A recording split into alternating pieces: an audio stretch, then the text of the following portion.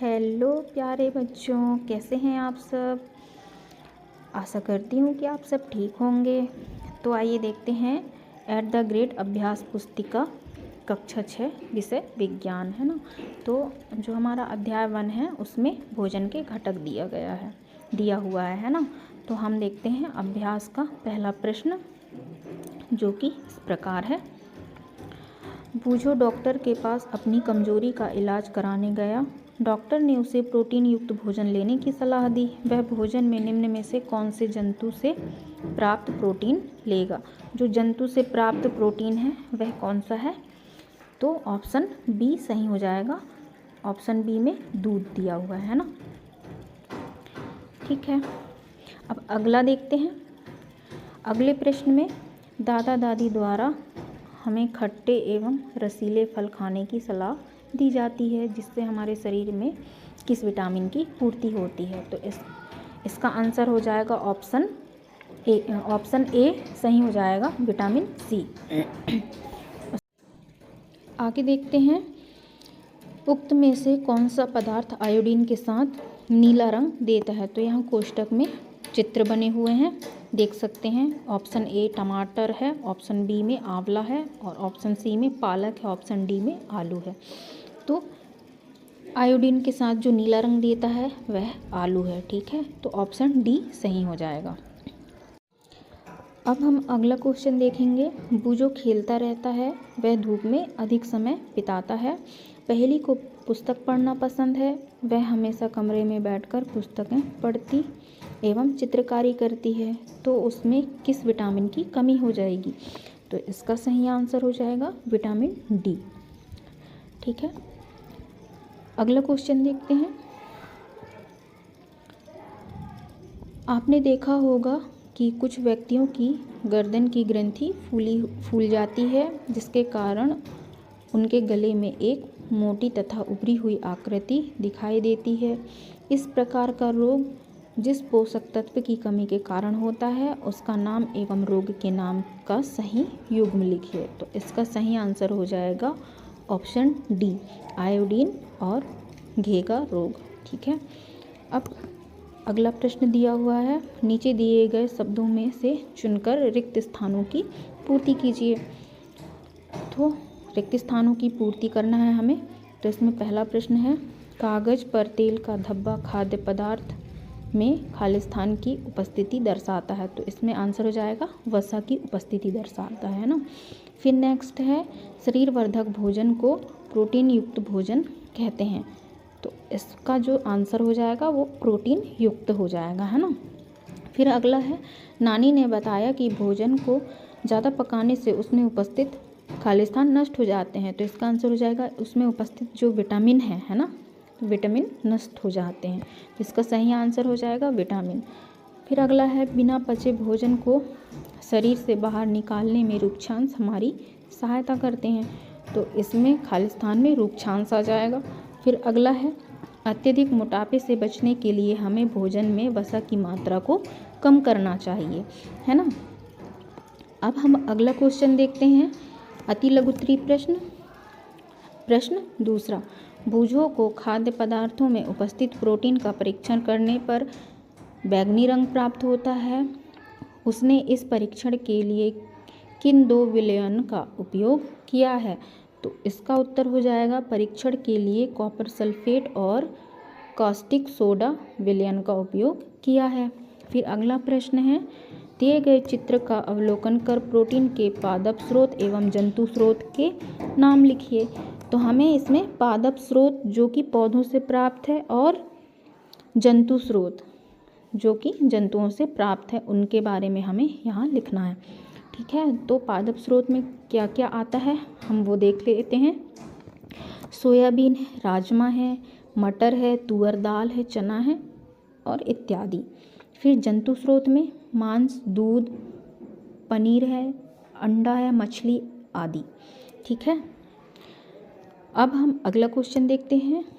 Question number 4, ऐसे 2 पोषक तत्वों के नाम लिखिए जो हमें स्वस्थ रखते हैं एवं रोगों से लड़ने में हमारी सहायता करते हैं ना। तो इसका आंसर हो जाएगा प्रोटीन और खनिज लवण हमें स्वस्थ रखते हैं और रोगों से लड़ने में हमारी मदद भी करते हैं, है ना। फिर अगला क्वेश्चन है क्वेश्चन नंबर 5, किसी कागज़ पर तेल की बूंद गिर जाने पर धब्बा क्यों बन जाता है? इस धब्बे से होकर आने वाला प्रकाश कैसा दिखाई देता है? तो इसका आंसर हो जाएगा यह धब्बा तेल में वसा की उपस्थिति को दर्शाता है ना। अब अगला क्वेश्चन है, चित्र में दी गई खाद्य सामग्री को उनके पोषक तत्व के आधार पर नीचे दी गई तालिका में लिखिए। तो इसमें ब्रेड दिया हुआ है, घी है और फ्रूट वगैरह दिया हुआ है ना, हरी सब्जी है, फिर दाल भी है ना, दूध दिया हुआ है। तो इसको हमें लिखना है। तो आंसर में इधर कोष्टक में दिया हुआ है कार्बोहाइड्रेट, प्रोटीन, वसा, विटामिन और खनिज लवण।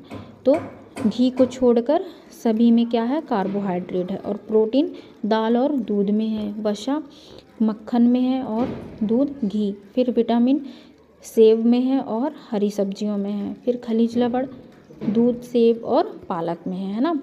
अब हम अगला क्वेश्चन देखेंगे जो कि लघु उत्तरीय प्रश्न है। प्रश्न 7वां, विटामिन सी के कोई 2 प्रमुख स्रोतों को चित्र बनाकर उनके नाम लिखिए। तो यहाँ पर देखिए आंसर में चित्र आपको स्रोतों के नाम दिए हैं और चित्र दिया हुआ है ना। तो स्रोत के नाम नींबू और आंवला है, विटामिन सी जिसमें पाया जाता है। तो आपको इधर नींबू का चित्र बना देना है और आंवले के सामने आंवले का चित्र बना देना है, ठीक है।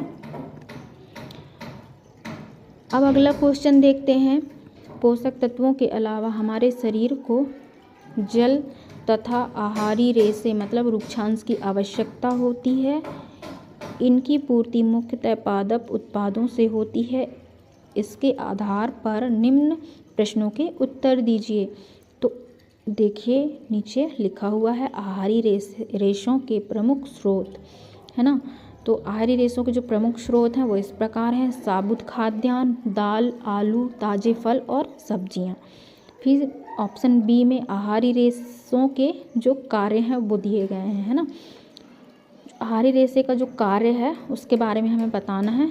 तो यहाँ पर आंसर में दिया है बिना पचे भोजन को शरीर से बाहर निकालने का कार्य करता है।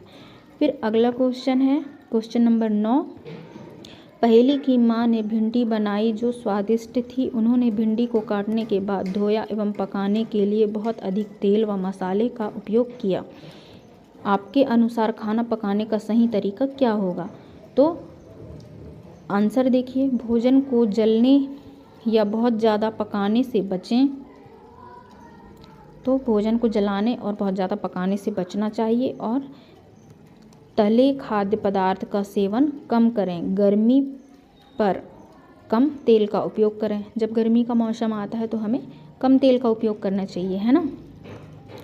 अब अगला क्वेश्चन है प्रश्न नंबर 10वां, शरीर की वृद्धि एवं अच्छे स्वास्थ्य को बनाए रखने के लिए हमें संतुलित आहार की आवश्यकता होती है। क्या कोई व्यक्ति अल्प व्यय में भी संतुलित आहार ले सकता है? तो इसका उत्तर हो जाएगा संतुलित भोजन में प्रोटीन, कार्बोहाइड्रेट, वसा, विटामिन एवं खनिज लवण आदि उचित मात्रा में पाए जाते हैं।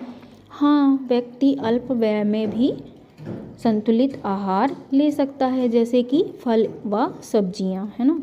अब नेक्स्ट क्वेश्चन है प्रश्न 11वां, बूझों ने सोचा कि हम हर समय वसा युक्त भोजन या खाना ही सर्वोत्तम भोजन है।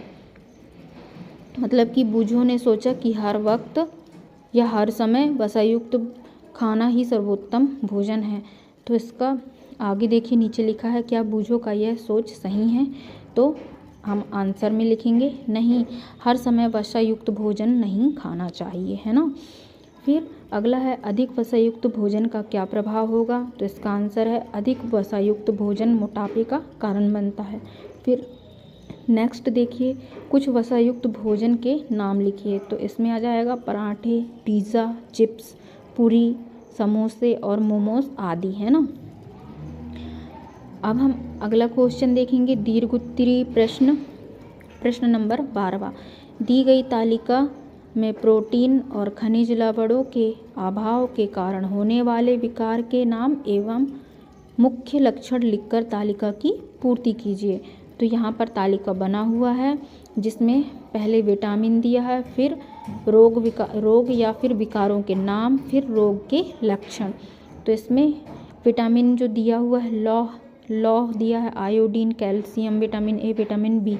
तो इनकी कमी से जो रोग होते हैं उनके बारे में दिया हुआ है। एनीमा, जो कि जब एनीमा होता है तो कमजोरी सी लगती है ना, तो इसके लक्षण हो जाएंगे कमजोरी आना। फिर आयोडीन की कमी से घेगा होता है जो कि गर्दन की ग्रंथि इसमें फूलती है ना। कैल्शियम से अस्थियां एवं दंत क्षय होता है ना, तो अस्थियों का कमज़ोर होना। फिर विटामिन ए से रतौंधी मतलब अंधेरे में कम दिखना। फिर विटामिन बी में बेरी कमज़ोर पेशियां और ऊर्जा में कमी आ जाती है। ठीक है, अब अगला क्वेश्चन देखिए। संतुलित आहार युक्त भोज्य पदार्थ की थाली का चित्र बनाइए जिसमें विटामिन सी, विटामिन ए, वसा, प्रोटीन, कार्बोहाइड्रेट, लौह, कैल्शियम उपस्थित हो। तो ये डायग्राम दिया हुआ है, मैं थोड़ा सा जूम कर दे रही हूँ, आप देख सकते हैं, है ना। तो आपको ऐसे चित्र बना लेना है संतुलित आहार का। फिर अगला क्वेश्चन है, चित्र को देखकर बताइए कि व्यक्ति किस रोग से ग्रसित है एवं डॉक्टर उसे भोजन में कौन से पोषक तत्व लेने की सलाह दे रहे हैं। तो चित्र में पहले में दिया है और रोग का नाम लिखना है, उसके बाद आवश्यक आहार क्या लेना है ना। तो पहले में दृष्टिहीनता है जो कि विटामिन ए की कमी से होता है ना। उसके बाद फिर आप आगे देखिए, इसमें दिया है घेघा, है ना, जो गले की जो ग्रंथि है वह इसमें फूल जाती है ना। तो ये किसकी कमी से होता है, आयोडीन की कमी से। फिर थर्ड नंबर पे दिया है आरक्तता, इसमें मतलब इसमें आयरन की कमी हो जाती है ना। उसके बाद फिर दिया है चौथे नंबर पे मोटापा, इसमें वसा रहित भोजन मतलब ज़्यादा अगर वसा रहित भोजन अगर आप करोगे तो मोटापे का शिकार हो जाओगे, है ना। उसके बाद फिर रिकेट्स दिया है जो कि विटामिन डी की कमी से होता है। ठीक है, अब ये हमारा अभ्यास कंप्लीट हो चुका है। अब हम देखेंगे प्रोजेक्ट कार्य, है ना। तो प्रोजेक्ट कार्य में दिया गया है विभिन्न प्रकार के भोज्य पदार्थों की सूची बनाकर उनके पोषक तत्वों को सारणी अनुसार लिखिए। तो देख सकते हैं सारणी बनी हुई है। एक साइड भोज्य पदार्थों के नाम लिखने हैं और दूसरी साइड में उपलब्ध पोषक तत्व, वसा, कार्बोहाइड्रेट, प्रोटीन, खनिज पदार्थ, है ना। तो ये आपको लिख लेना है जैसा इसमें आंसर दिया हुआ है। ठीक है, तो नेक्स्ट वीडियो के लिए मेरे चैनल को ज़रूर सब्सक्राइब करिए और वीडियो को लाइक करिए और अपने दोस्तों के साथ शेयर भी कर देना। ठीक है, बाय बाय।